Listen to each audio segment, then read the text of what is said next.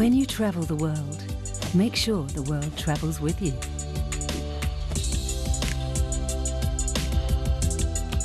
Check in, log on, and get connected with all of the latest developments at your fingertips. CNN Partner Hotels. Connected to your world.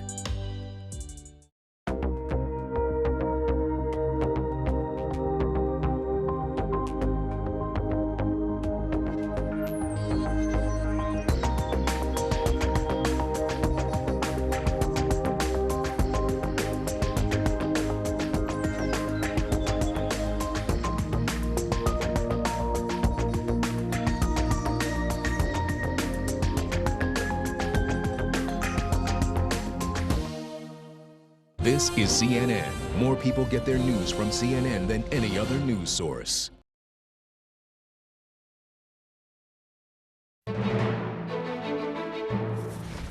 Good morning and welcome to your new day. I'm Kristen Fisher. Good morning, Kristen. I'm Boris Sanchez.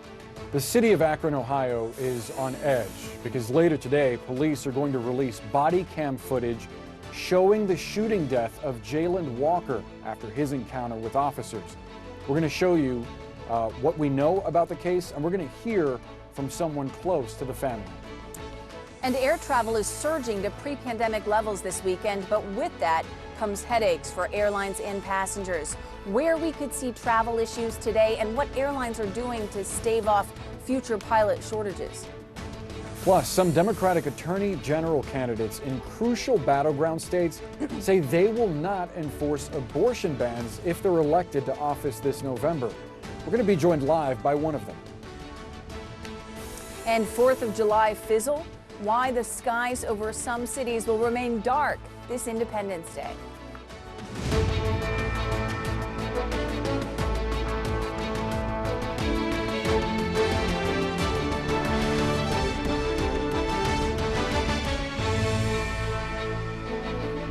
It is Sunday, July 3rd. Thank you so much for waking up with us. And Boris, it's good to be back with you for day 2. Kristen, great to have you as always. We begin this morning in Akron, Ohio. The community there is bracing for more protests later today after officials have said they're going to release body cam footage in the police shooting of Jayland Walker. Yeah, police shot and killed Walker on Monday after what began as a routine traffic stop became a police chase. According to CNN affiliate WEWS, Walker died from multiple gunshot wounds to the face, abdomen, and upper legs. CNN's Polo Sandoval reports. One of the key questions being asked here in Akron, Ohio is what were Jayland Walker's alleged actions that provoked a hail of gunfire from police officers? I had an opportunity over the weekend to speak to an attorney representing the Walker family. He told me he has had a chance to actually review some of the police body camera video that is expected to be released on Sunday, and he told me that what he saw was, quote, indescribable and also an unspeakable event. Akron police saying that this all started shortly after midnight on Monday when their police officers tried to carry out a traffic stop. They say the driver of a vehicle then fled, and at one point police officers say that they reported firearms, at least one firearm being discharged from inside that vehicle before the occupant then essentially fled on foot, starting a foot chase. And at that point is when investigators say there were actions by the suspect involved that caused officers to perceive that he posed a threat. And that's when several of these officers opened fire. The family's attorney telling me that they understand that, that there were multiple, dozens and dozens of shots that were actually fired by police officers. And a preliminary autopsy that they say that they've been able to see shows as many as 60 wounds on Walker's body. However, they also made clear that it will be up to the coroner's office to find out whether or not those are bullet entry or exit wounds or a combination of both. Meanwhile, though, this community is coping with what happened on Monday with demonstrators peacefully taken to the street, asking for, demanding really, justice and action. Over the weekend, I had an opportunity to speak to Bobby DiCello, one of the attorneys representing the Walker family. The use of guns or the presence of guns does not give to an officer the carte blanche to just shoot until the guy stops moving or shoot until he runs while he's running away. That is not how it works. You can't drop him and seize his body with bullets. You can't do it. And ahead of Sunday's release of that police body camera video, we know that city officials here have taken actions to guarantee the safety of many downtown. They've even staged equipment throughout the city to potentially close off some vehicle traffic here. As for 4th of July festivities, one festival in particular, it's actually been canceled by city officials. Akron's mayor saying that it is not the right time to have a city-led celebration. I heard over the weekend from many people taking to the streets who would certainly agree. Polo Sandoval, CNN. Akron, Ohio. Polo Sandoval, thank you so much for that report. Let's discuss this incident and the investigation with Judy Hill. She's the president of the Akron NAACP. She's been in contact with the Walker family as well. Judy, we're grateful to have you this morning. I'm wondering how his family is doing and what they've shared with you. Good morning. I am in contact with the family, but the family has a spokesperson that they work directly with, and that individual would know better today after how the family is doing after watching the killing of their son and grandson and brother. Have you gotten a chance to speak to anyone who's reviewed that body camera footage yet? Oh, yes, yes. And what have they shared with you? The concerns are real. When an individual is shot that many times, there's no question that there is an issue here. Everyone is concerned. The mayor made it very clear by shutting downtown. Everybody in the city is on arms and waiting on the release of this video cam. So it is an issue. We're all concerned. Those who have seen it have shared two things with me. One, that they could not watch it without crying. And it took them time to gather their thoughts to even talk about it afterwards. It must be incredibly difficult to witness something like that. What is it that you would like to hear from police and from investigators as this footage is being put out there into the community? You know, first of all, I want them to acknowledge that Jayland Walker, he was outmanned, he was outgunned, and he was contained in an area. Please help us understand why, for any reason, anyone would have to be shot that many times by that many officers. Clearly, the 8, the 10, or however many officers were on the scene, it was not required. There's no justification for that, none. So I think we're all looking for swift, clear justice for Jayland. We don't want this to go and be another shooting. We can't keep doing this in America and think that it's not going to create problems around not just Akron, but around the world. We want to remind our viewers the officers that were involved in the incident have been placed on administrative leave. Judy, how much faith do you have that state investigators are going to conduct an investigation that's fair and thorough? Well, I applaud the police chief for, first of all, sending it out to the state. However, I would really hope and pray that the Department of Justice could come in and not just look at the evidence and say, oh, it was justified, but also look at the criminality of this issue, to look at what really happened and delve into the body cam footage, look at the interviews, look at what really transcribed from all the evidence that they will receive. I am very hopeful that that will happen. Local officials have canceled some holiday celebrations. They're concerned about how the public might react to the body cam video. Do you think it was the right decision to cancel these holiday events? What's your message to the public? First of all, absolutely, I believe it was a perfect call, not just for the safety of the residents, but also for the safety of the officers. Let's be honest, all the officers in the city of Akron are not bad people. Some of them work very closely with residents, with neighborhoods, and they really want a safer Akron. But it's always the few that taint, that create a problem for the city. And those are the individuals that are going to have to pay one way or another for this incident. So what we're asking for is for people to take a deep breath, because I know this video is going to be harmful. I know this video is going to create pain. It's like Rodney King all over again. I'm still traumatized by that. And I just hope that we channel our energy into change, action for change. We can't get justice for Jaylen if we're focused on tearing up the city. We can't get justice for Jaylen and any other victim of this kind of heinous crime if we are so focused on being angry. I want to call for change, immediate, swift.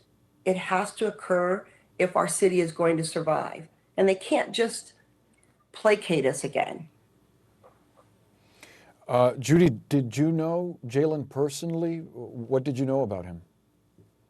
No. What I know about Jaylen is what we've all read in the paper. He was a 25-year-old young man who went to high school, graduated from high school, was a member of his wrestling team, was well loved. He was a DoorDash driver. He was out making a living for himself. He unfortunately, it's my understanding, lost a loved one recently in his anticipated wife in a car accident. But he was moving on with his life, and he was trying to do what any other normal person would do in America, that we want them to do, is to live and thrive and go about their business of doing their work. Judy, is there anything else you want to share with our viewers? I just hope, and as I said, that individuals that are coming from the outside would understand that Akron needs to heal, that Akron is trying its best to get justice, and we need that opportunity. The peaceful rallies, we understand, but tearing up our city will distract from the message. It will distract from the fact that a young man lost his life to 60 bullets. One person, 60 bullets. And so I would hope and ask for that kind of discernment from the community and from others that are watching the situation. I hope it's not just another soundbite. I pray that we can all come together to create real change in the city of Akron. Judy, I do want to just ask you, you mentioned 60 bullets. Was that from a medical examiner? Where exactly are you getting that detail? Those are the reports that we're hearing. Until the video actually is released to the public, we won't know for sure, but I don't even think the video will capture how many. I think what it will capture is the scene. And when you look at, from my understanding, when you look at a video like that, there's no way you can justify killing a man 60 times who was running away from a scene. Judy Hill, we hope that the public heeds your words in maintaining peace. We hope that you get the answers that you are looking for, and you and the community and his family are looking for. And we thank you for sharing a part of your morning with us. Judy Hill, thank you so much. Thank you. Well, this morning, millions of Americans are traveling for the July 4th weekend, but reaching that final destination, it might come with a bit of a headache. You've probably heard by now. So far, nearly 200 flights have been canceled and more than 400 are delayed. And if you're driving, it's probably not going to be much better because you've got packed highways along with those sky-high gas prices. Probably going to put a damper on your trip. Right now, the cost of regular gas is averaging $4.81 per gallon. CNN's Nadia Romero is at Atlanta Hartsfield-Jackson International Airport. And Nadia, boy, you've got another big line behind you.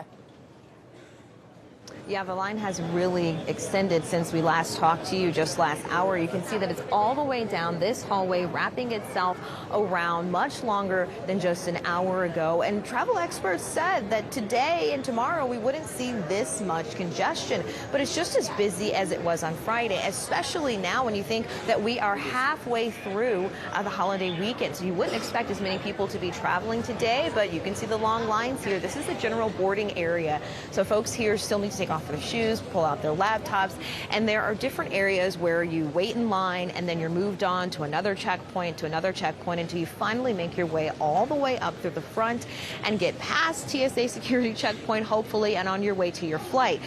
And the goal is for your flight to actually still happen and not be delayed or canceled. But if you look at Friday and Saturday, we had 586 canceled flights on Friday, 654 canceled flights on Saturday. So far today, we have another 190 or so flights canceled. So that's more than 1,400 flights canceled just over the past 3 days, just over this weekend.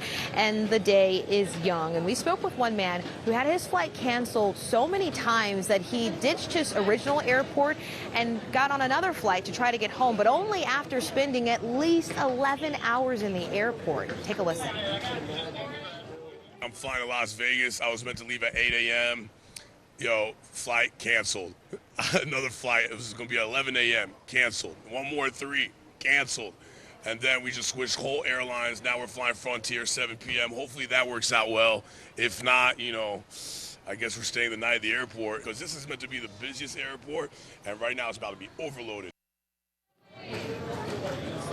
Yeah, and we are seeing plenty of people who are frustrated. I spoke with a woman yesterday who told me that she didn't want to go on camera because she was wearing the same clothes she was wearing just the day before because she spent the night here at the airport. Kristen? Nadia Romero, thank you so much. Well, much of the U.S. will see chances of rain through tomorrow, which may add to the traveling chaos or even disrupt some outdoor celebrations. And Boris, last night it rained so much here in Washington that my basement flooded. Woke up to a fully flooded basement. So we've been talking about the rain all weekend. I am unfortunately got to experience it firsthand. Yeah. And even with all that rain, there were still kids outside my building setting off fireworks and keeping everybody awake. I think I got you beat with the basement flood, but I am sorry you lost some sleep last night. Yeah, sorry. Well, let's get to CNN's Karen McGinnis, who has been waiting patiently in the Weather Center for us to toss to her. Karen, what should people across the country expect? Oh, Kristen, I am so sorry. I know that's a miserable feeling. And waiting at the airport, I look at those long lines and I think I am really glad I'm in this studio to tell you about the weather coming up over the next couple of days, because essentially it's not changed a whole lot. We do have two big differences. We told you about 24 hours ago about Tropical Storm Colin.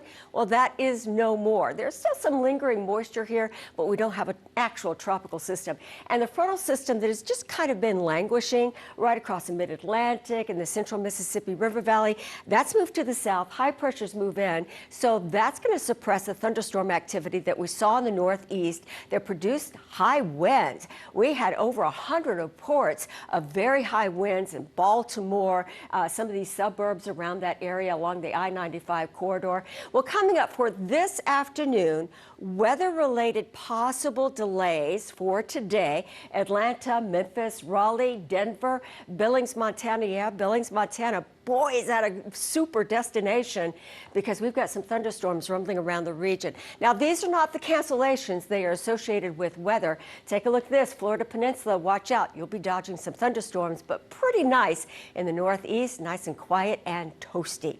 Back to you guys. Karen McGinnis, thanks so much.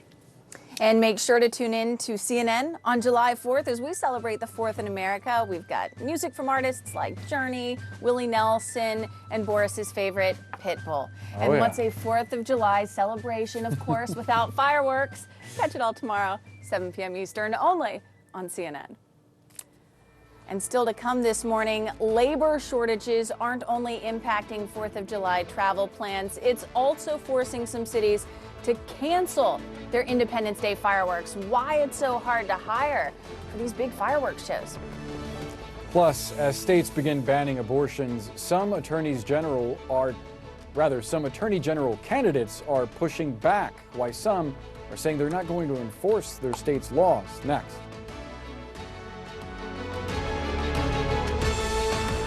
Tuesday, it's time to celebrate with coast-to-coast fireworks and music from Pitbull, Maren Morris, Machine Gun Kelly, Journey, Gloria Estefan, T-Pain, Old Dominion, the Doobie Brothers, Willie Nelson, and so much more. This 4th in America, join Don Lemon, Dana Bash, Ana Cabrera, and Sarah Seidner. Celebrate the 4th in America. Live Tuesday on CNN.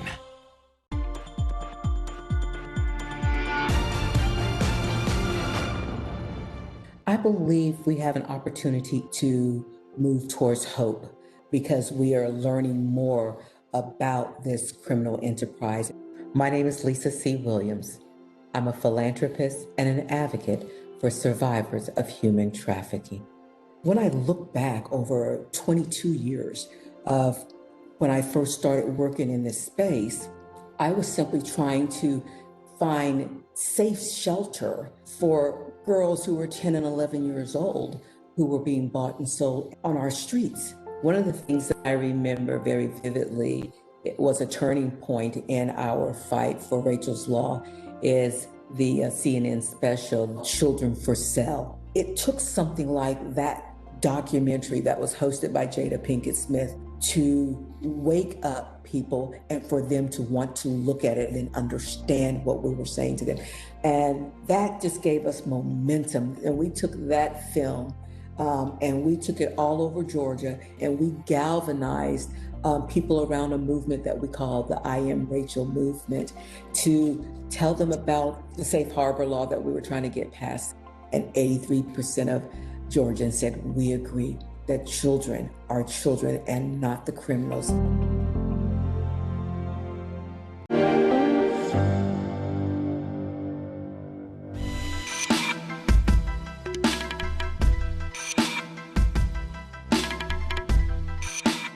My name is Stephen Jameson, Global Head of Circular Economy Solutions at SAP. The aim of a circular economy is to eliminate waste, circulate materials, keep products in use as long as possible, and regenerate natural systems. We're talking about a fundamental reworking of how we deliver the economy. At the moment, we're based upon an extractive system which depends upon nature, but is ultimately extractive. That will only go one way in the long term. A regenerative economy ultimately creates abundance of opportunity, abundance of materials, abundance of resources that enable us to thrive as a species and thrive as a piece of nature and as a part of nature. This is a really important story. My name's Clarissa Ward. I work for CNN. Assalamu alaikum. Day in, day out, you see the reality of people living through this. Ничего страшного. Okay. This is the front line. On a human level, you find courage, sacrifice. This is what life is about. A lot of people are wondering why. You see the worst of humanity. Putin might use a nuclear weapon. Absolutely terrifying. But you also see the best of humanity. My job is to be present. The human cost is right here. And to tell these stories. We're talking about families. That is the most important thing. I'm Clarissa Ward in Ukraine. This is CNN.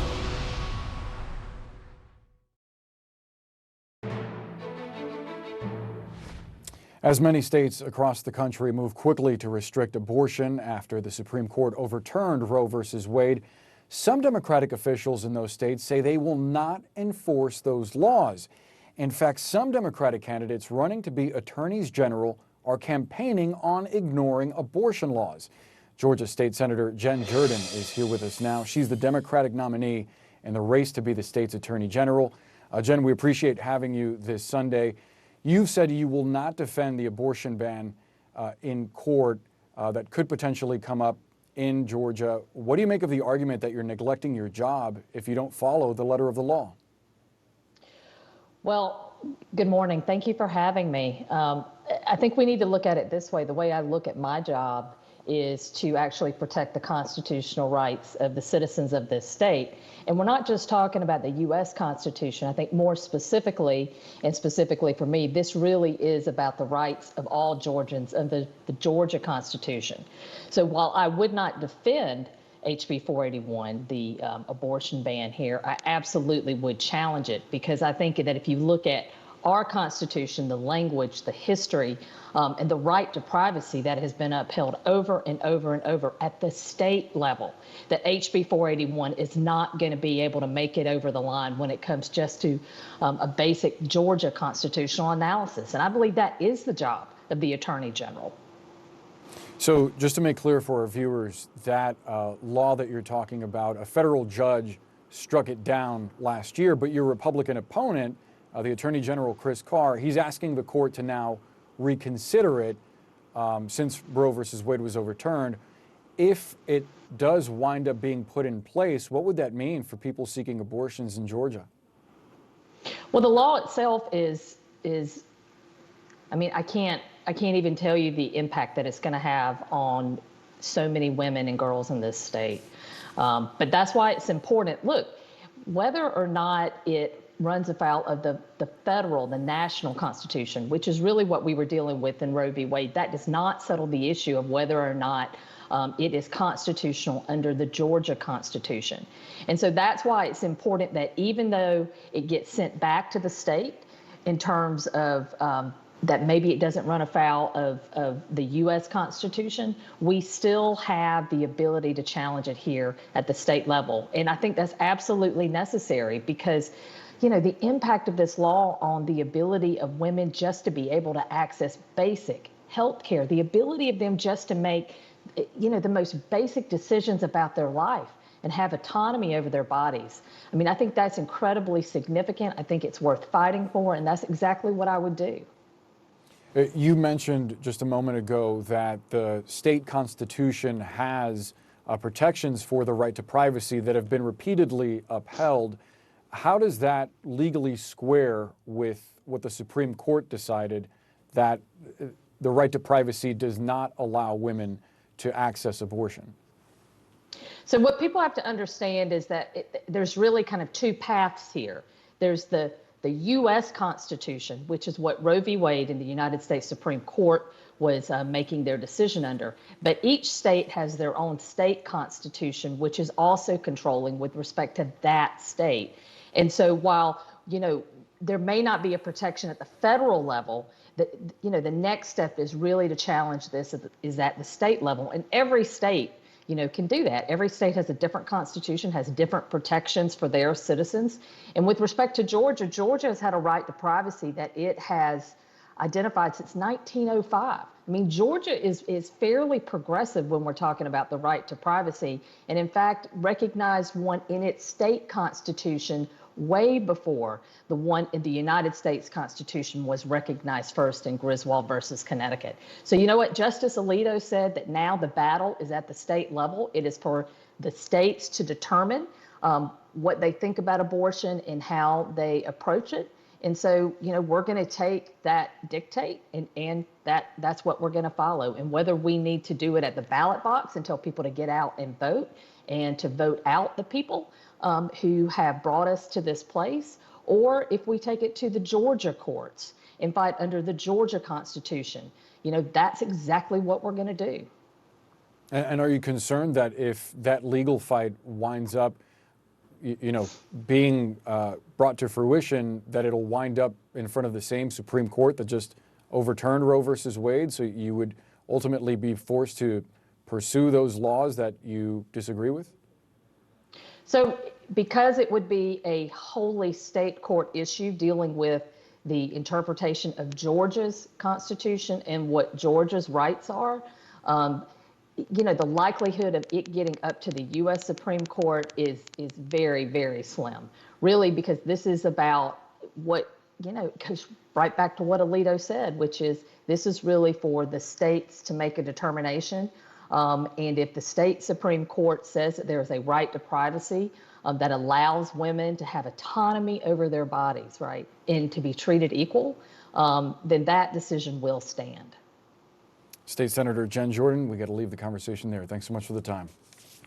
Thank you. Getting more pilots in the skies. Up next, a look at a training program doing just that, all while promoting diversity in the cockpit.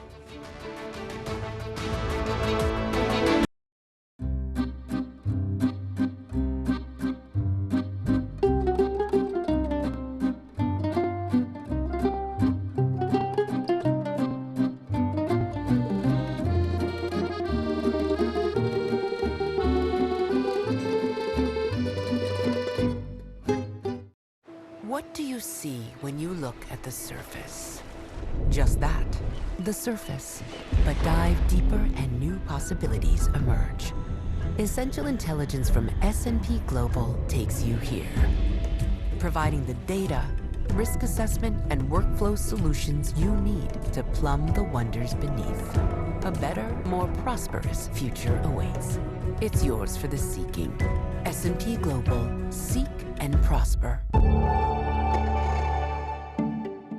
With Bitcoin, not only do we have the best monetary asset in human history, we have the best monetary network in human history. Bitcoin solved a lot of the monetary functions that we know as very expensive with cryptography and with math. And so I can escrow a bearer instrument in Bitcoin. It's worth the same amount in Chicago as it is in London, as it is in Nigeria, as it is in Argentina, and I can zip it around the world instantly and for free. What we can do is take your dollars and escrow them around the world over the Bitcoin network. So think about this. What if I wanted to send money from Chicago to London? What we can do is take dollars out of your bank account, turn it into Bitcoin, zip that value to London instantly and for free. You blink, you'd miss it. It goes so fast and it costs nothing. And then we turn it back into British pounds. That's the innovation, and that's how we use Bitcoin, the monetary network.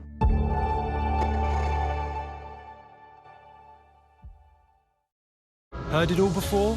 But have you heard it like this? The ultimate disruptor looks set to shake up our world. What's really going on? Fast-paced news, in-depth reports, and fact checks from the perspective of The Global Brief with Bianca Nobilo. Weeknights on CNN.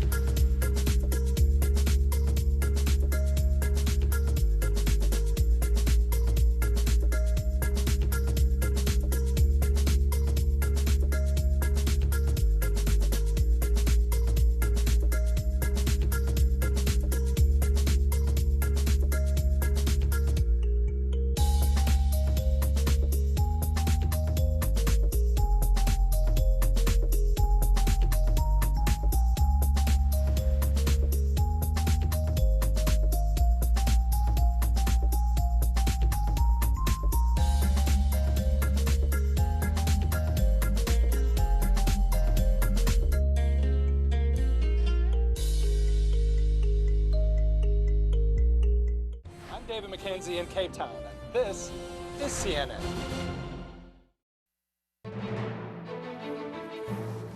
An update now on a story we've been following very closely from Uvalde, Texas. The embattled school district police chief there, Pete Arredondo, has resigned from his position on the city council. Arredondo's under fire for the, quote, abject failure of the police response to the shooting at Robb Elementary School. Remember, it left 19 children and 2 teachers dead. The Texas Public Safety Director blamed Arredondo, who has been placed on leave from his position as school police chief. Arredondo wrote this in his resignation letter, quote, "It is in the best interest of the community to step down as a member of the city council to minimize further distractions." Arredondo had been elected to the Uvalde City Council on May 7th, just weeks before the massacre. The TSA says it screened more than 2.5 million passengers on Friday, the highest since before the start of the pandemic. But all of those passengers are creating travel headaches for the nation's airlines. According to FlightAware, more than 600 flights into and out of the United States were canceled yesterday, with thousands more delayed as airlines struggle to keep up with surging demand and a growing shortage of workers. And while there's no quick fix, some are taking steps to avoid a long-term crisis. CNN's Chris Wynn has that story for us.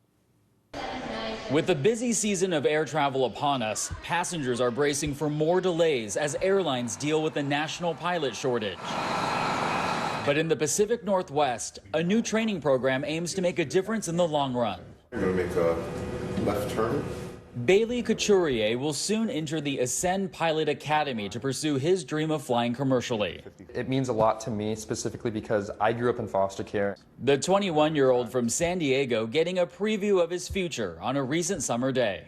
I think that I am extremely grateful that I've been given this opportunity to pursue a career in aviation without having to go in debt.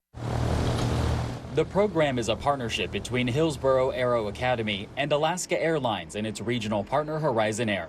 Upon enrollment, cadets receive a conditional job offer at Horizon and are eligible for low-interest financial aid and a $25,000 stipend to cover the cost of a commercial pilot license. I get this euphoric feeling thinking to myself, wow, I can't believe this is what I'm doing, you know, and I do know that for a lot of individuals who really want to, they can't because of that huge barrier, the finances. The overall training can cost about $100,000, which is often a barrier to entry, especially in an industry that severely lacks women and people of color in the cockpit. This is definitely life-changing. It's opened the door for me directly to my career and my dream. The FAA requires a minimum of 1,500 flight hours to qualify for an airline transport pilot certificate, which officials say can take 3 to 5 years to complete. Throughout the COVID-19 pandemic, thousands of pilots at major airlines took early retirements, speeding up a pilot shortage that was already taking shape. Officials at Alaska say they'll need to hire 500 pilots a year for the next 4 years just to meet their staffing needs. This program is only one part of building out the pipeline. We want our pilot group to look like the general population. We want them to know that aviation is available for everyone. Despite some of the ongoing issues surrounding the industry, some say now would still be a good time to enter. This is a sector in the economy that's going to be growing robustly. That means that you will have a very good job, and if you like the sky, then, well, the sky is the limit. An opportunity to take flight for these diverse pilots in training. Change has been needing to be happening for far too long. And thankfully, I've been given the opportunity to be a part of that change. In Hillsborough, Oregon, I'm Chris Wynn reporting. Thank you, Chris, for that report. Well, this is a sad story. The skies are going to be silent and dark in some cities tomorrow. On the 4th of July, how supply chain issues and a labor shortage are forcing some cities to rethink their 4th of July celebrations. Today, we live in an unpredictable environment, and news races around the world at breakneck speed. The missile struck right here. What is your interpretation of Putin's intention? My show brings you the latest news and top news makers. What does President Putin think he has achieved in Ukraine to date? We just want to say stop to Vladimir Putin. And we also dive below the headlines to explore vital issues impacting our lives. What are you looking at for the future with these additional formations that you've talked about, and where? What are the UN and other countries doing for you? Is it enough? It's crucial we make sense of what's happening. We are doing this for our very survival. What do you think a peace or a ceasefire or an end to this looks like? And fully understand what's at stake. We have will, we have guts, and we are fighting like hell. Amanpour, weeknights on CNN.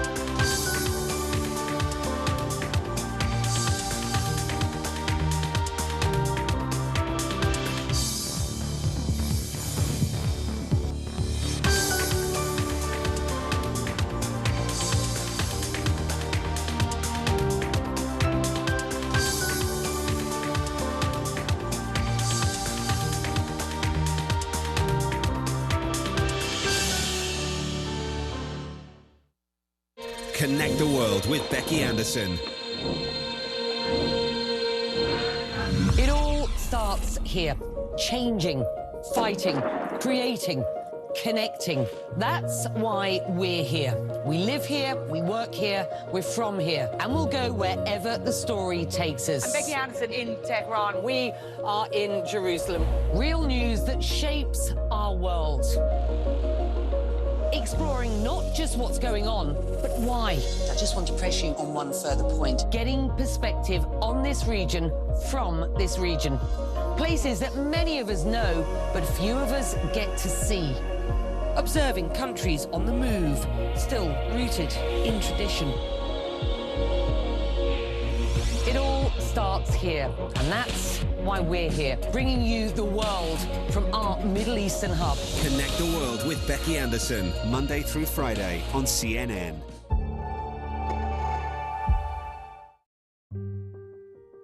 The problem with plastic is that it's indestructible. Not-pla packaging can break down in a home compost extremely fast, just like an apple or just like an orange. A lot of people were surprised that seaweed could be turned into a packaging material.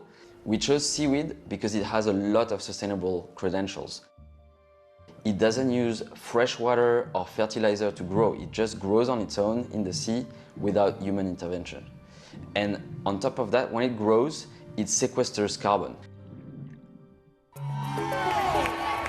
We partnered for the London Marathon with Lucozade. They were using plastic bottles and cups, and they were really keen to reduce the amount of waste that is created at these events. At the end of the event, it was brilliant that the trucks that clean the streets and usually have to stop at each station to pick up all of that plastic, they just drove by our station. There was nothing to pick up, so it was really incredible, the feeling that we had delivered hydration without the plastic. Nature has all of the solutions. We just have to continue getting our inspiration from it. Different plants, different trees, different vegetables. This is what the future looks like. We need to use more of other natural materials. And I think through this diversity, we can really solve this problem. And I'm really hopeful that we will.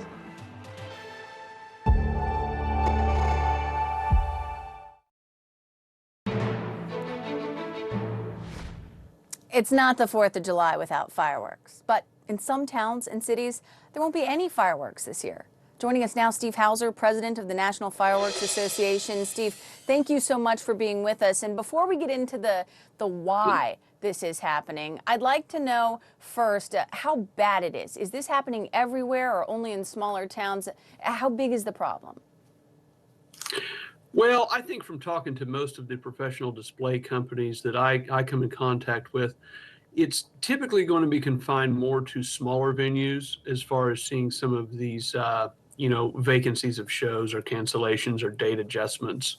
I think a lot of the really big shows, the companies are obviously working very hard to keep those open because they draw such a, level of attention, things like Washington and Chicago, New York, things like those. So I think a lot of the mid-market sizes, they're the ones that are suffering, I think, the most. All right, so let's get into the why. And there's really, as I've recently learned, two different categories to talk about here. You've got the professional fireworks and the consumer fireworks. Let's start with the big professional displays. What sorts of issues are cities encountering when they try to put on these fireworks displays this 4th? The professional fireworks side has two primary issues this year. One is obviously supply. You can't just ship those fireworks on any old vessel. There's only a few shipping lines that will actually carry the 1.3G professional fireworks, and the supply is, what they need for inventory this year vastly outweighed the amount of shipping space that they were able to generate. So that led to an actual fireworks shortage problem. The other issue is that labor is troublesome. During the COVID pandemic lockdowns, when a lot of the shows were canceled, there were people that were professional pyrotechnicians that left the industry and went elsewhere for other work so that they could have a job. And some of those have not come back. In addition, additional CDL regulations for commercial driver's licenses, hazmat endorsements have, become a little more strict. And so some people are leaving the industry because they only use it once or twice a year anyway. So what's the problem on the consumer side? I imagine there's similar supply chain issues, but obviously you don't have to have a license to set off a firework in your backyard. Actually, the consumer fireworks side, which is what I'm involved in directly, is just fine relative to the professional side. We have lots of supply. We fixed a lot of the issues. We're using different ports around the country. Places like Mobile, Savannah, Georgia, Galveston, Texas, Longview, Washington. So many other ports have opened up to our goods. So consumer fireworks inventories are actually very strong. The hardest thing to wrap all of our hands around has been the massive increase in shipping costs. Unfortunately, some of those costs are going to have to be passed on. And Steve, I think what you had to deal with is just really quite telling. You paid $9,800 per container in 2019, and now this year you're paying $36,000 per container. I mean, that's a massive increase. It is. It's massive, and it came very, very quickly. It's one thing to go from, $9,800 to $36,000 over 15 or 20 years. But when you do that in 2 years and just instantaneously, and that number actually has fallen from last fall. So, what we have in our industry on the consumer side especially is a tightening of margins. We're all taking less margin, both the importers and distributors like me, as well as the retail outlets where the public would buy their fireworks, because we want to keep our customers, and we want to keep them celebrating with fireworks. All right. Well, Steve, thank you so much. I hope you're able to enjoy a firework display this holiday weekend at some point. And everybody else out there, you can't have the 4th without some fireworks, right? Steve, thanks so much. That's right. It's a tradition that John Adams set forth in his letter to his wife so many hundred years ago. That is a great little trivia fact that I did not know. Thanks, Steve. Yep, that's right. Happy 4th of July. Happy 4th to you, too. Be safe. So it's a face only a pet parent could love. We're going to introduce you to the top dog at this year's World's Ugliest Dog Contest as it makes a return from a pandemic pause.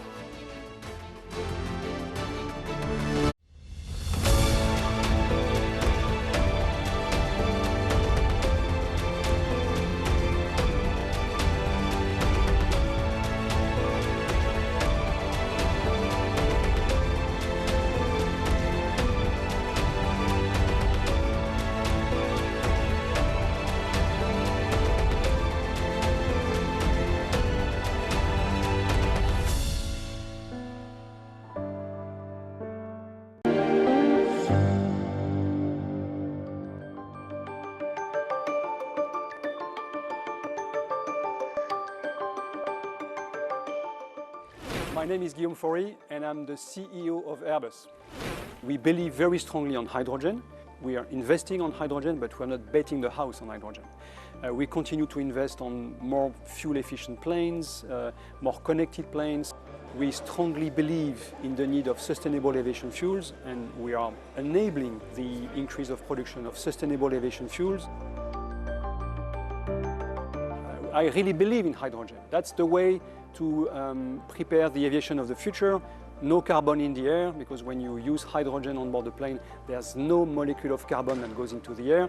And we believe that's really a very, very forward-looking technological solution for the future of aviation. That's why we are investing so much in hydrogen.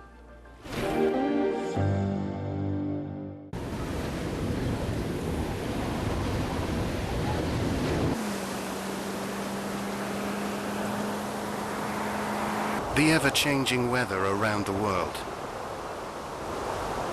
Ever-diverse terrain and roads across the world. With Kumho Tire that has conquered all. There is no road you cannot go. Go with Kumho. Kumho Tire. I'm Nick Watt in Los Angeles, and this is CNN.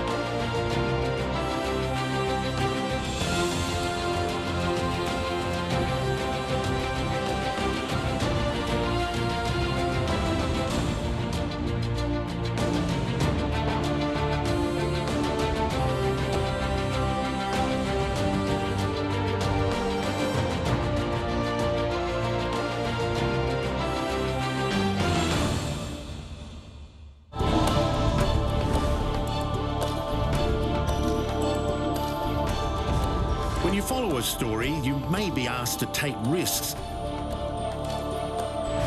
And sometimes go down a path that's not marked.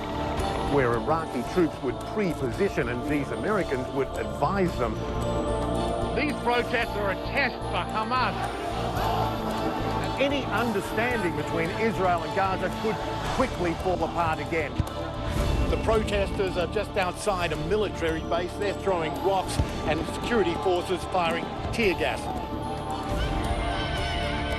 When you dare to take risks, you witness passion and persistence. And they just want to get their past be processed so they can get out of this facility. And that's where change happens. The one thing they have in common is a determination to keep going.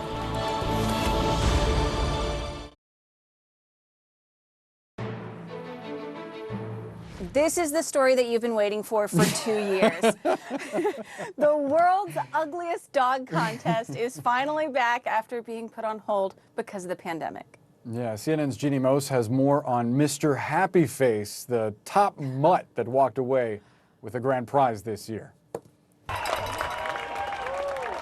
The world's ugliest dog contest is back in all its glory after a 2-year pandemic break, and boy, is the winner a doozy. What is the most common thing you hear people say when they first look at him? What is he? He is Mr. Happy Face. How can he not be a winner with that smile?